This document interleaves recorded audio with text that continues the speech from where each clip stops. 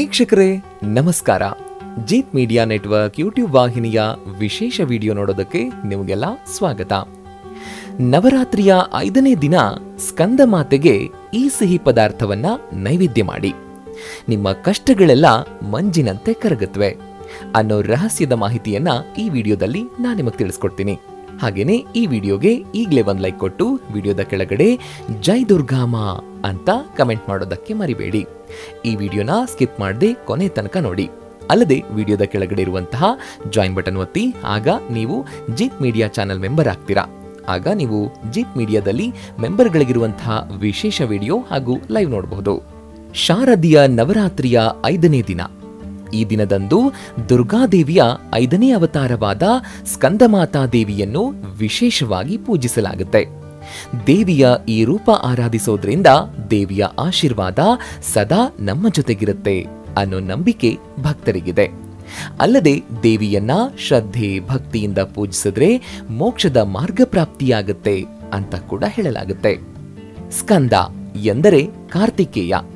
ದುರ್ಗಾದೇವಿಯ ಈ ರೂಪ ಕಾರ್ತಿಕೇಯನ ತಾಯಿಯಾದ ಕಾರಣ ದೇವಿಯ ಈ ರೂಪಕ್ಕೆ ಸ್ಕಂದಮಾತೆ ಎಂಬ ಹೆಸರು ಬಂದಿದೆ. ಈ ದಿನದಂದು ನೀವು ವಿಶೇಷ ಪೂಜೆಯ ಜೊತೆಗೆ ಇಲ್ಲಿ ಹೇಳಿರುವ ಕೆಲ ಉಪಾಯಗಳನ್ನು ಮಾಡಿದ್ರೆ ಸಾಕು.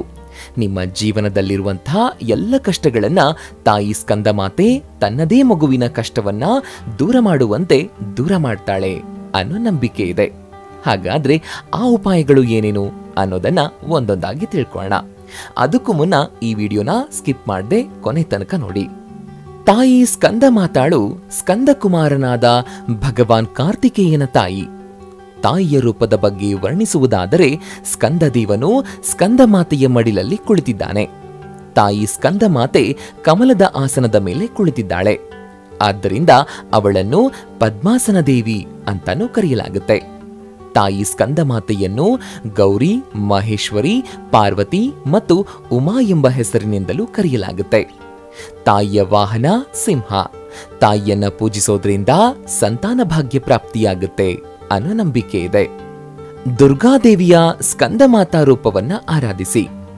ಓರ್ವ ತಾಯಿ ತನ್ನ ಮಗುವನ್ನ ಹೇಗೆ ಒಡಲಾಳದೊಳಗೆ ಇಟ್ಕೊಂಡು ರಕ್ಷಿಸ್ತಾಳೋ ಅದೇ ರೀತಿ ಆಕೆ ಭಕ್ತರನ್ನ ರಕ್ಷಿಸ್ತಾಳೆ ಅಂತ ಶಾಸ್ತ್ರಗಳಲ್ಲೂ ಹೇಳಲಾಗಿದೆ. ತಾಯಿ ಸ್ಕಂದಮಾತೆಗೆ ಬಿಳಿ ಬಣ್ಣ ಅತ್ಯಂತ ಪ್ರಿಯವಾದ ಬಣ್ಣ. ನೀವು ಸ್ಕಂದಮಾತೆಗೆ ಮೆಚ್ಚಿಸಲು ಬಯಸಿದ್ರೆ ಆಕೆಯನ್ನ ಪೂಜಿಸುವ ಸಮಯದಲ್ಲಿ ಬಿಳಿ ಬಣ್ಣದ ಬಟ್ಟೆಯನ್ನ ಧರಿಸಿ. ಈ ದಿನ ನೀವು ಸ್ಕಂದಮಾತೆಗೆ ಬಾಳೆಹಣ್ಣನ್ನ ಅರ್ಪಿಸಬೇಕು ಹಾಗೂ ಖೀರನ್ನ ನೈವೇದ್ಯವಾಗಿ ನೀಡಿದ್ರೆ ತುಂಬಾನೇ ಶ್ರೇಷ್ಠ ಅಂತ ಹೇಳಲಾಗುತ್ತೆ. ಈಗ ನೀವು ಈ ದಿನ ಮಾಡಬೇಕಾಗಿರೋ ವಿಶೇಷ ಉಪಾಯ ಏನು ಅನ್ನೋದನ್ನ ಒಂದೊಂದಾಗಿ ಹೇಳ್ತೀವಿ. ನಾವು ಹೇಳ್ದ ಹಾಗೆ ಮಾಡ್ತಾ ಹೋಗಿ. ಆಗ ನೋಡಿ ದೇವಿಯ ಕೃಪಾ ಕಟಾಕ್ಷೆ ನಿಮ್ಮ ಮೇಲೆ ಹೇಗಿರುತ್ತೆ ಅಂತ. ನಿಮ್ಮ ಅಥವಾ ನಿಮ್ಮ ಮನೆಯಲ್ಲಿ ಯಾರಿಗಾದ್ರೂ ವಾಸಿಯಾಗದ ಕಾಯಿಲೆ ಇದ್ರೆ ಈ ಅದ್ಭುತ ಉಪಾಯವನ್ನ ಮಾಡಿದ್ರೆ ಸಾಕು.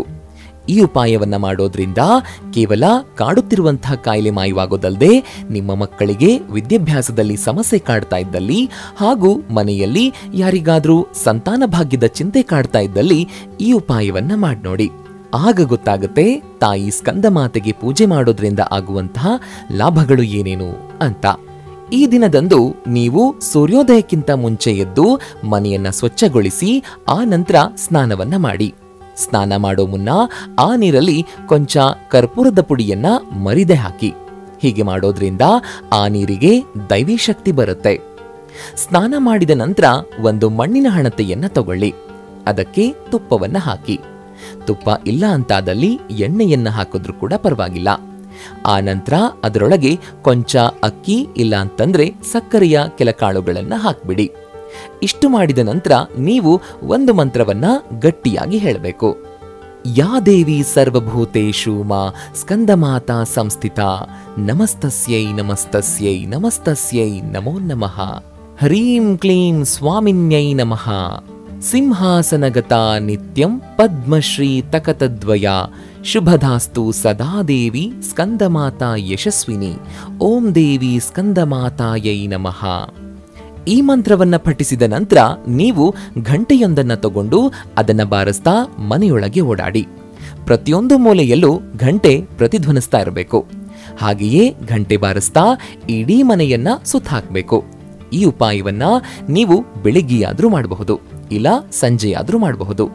ಬೆಳಗ್ಗೆಯಾದ್ರೆ ಸೂರ್ಯೋದಯದ ಸಮಯ, ಸಂಜೆಯಾದ್ರೆ ಸೂರ್ಯಾಸ್ತದ ಸಮಯದಲ್ಲಿ ಮಾಡಿದ್ರೆ ತುಂಬಾ ಒಳ್ಳೆಯದು.